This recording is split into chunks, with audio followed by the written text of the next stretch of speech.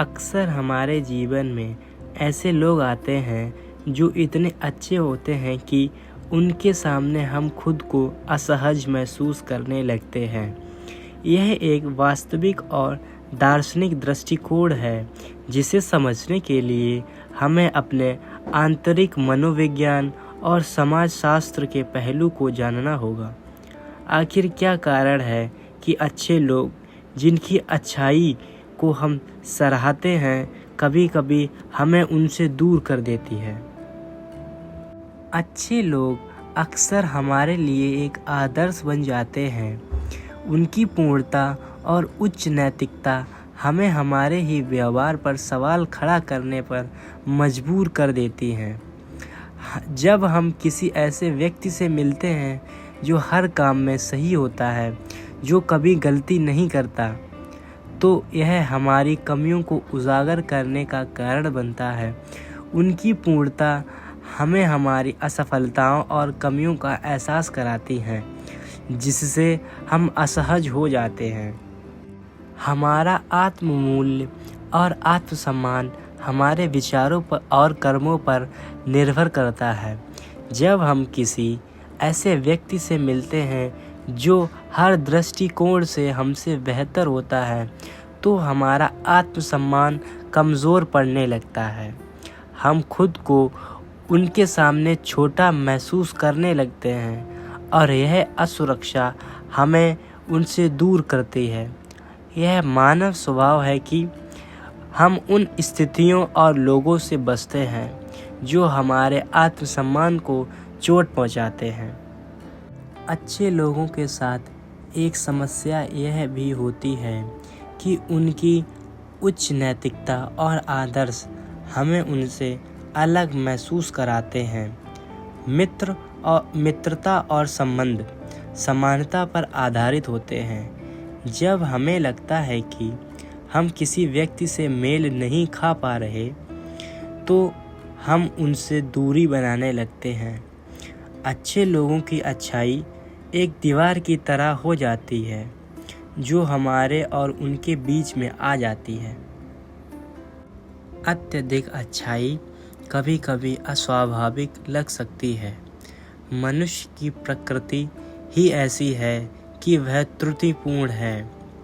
जब कोई व्यक्ति हर समय बहुत अच्छा होता है तो हमें संदेह होता है कि यह वास्तविक है या नहीं। हमें यह लगने लगता है कि यह अच्छाई एक मुखौटा हो सकता है जिसके पीछे कुछ और छिपा हो।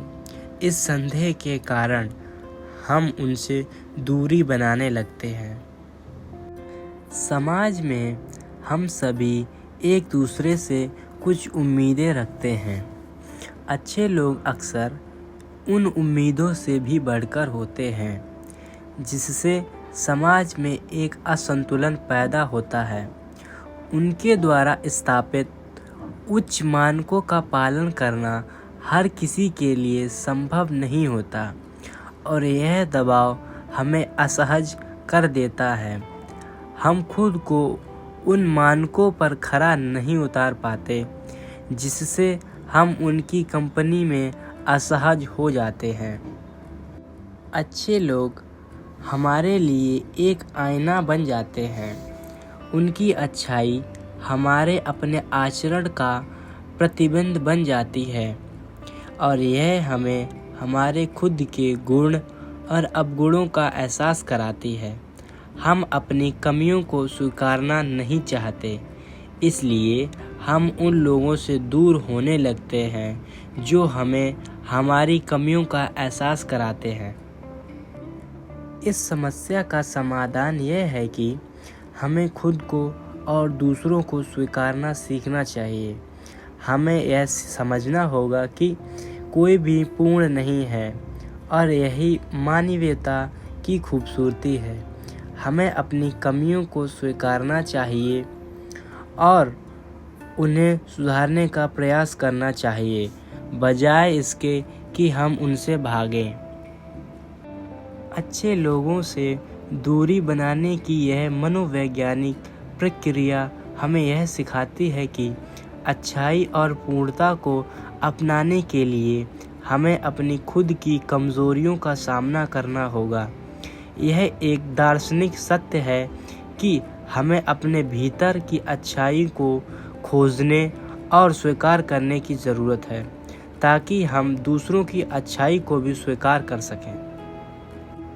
इसलिए अगली बार जब आप किसी अत्यधिक अच्छे व्यक्ति से मिलें, तो उन्हें एक प्रेरणा के रूप में देखें, न कि अपने आत्मसम्मान के लिए खतरे के रूप में।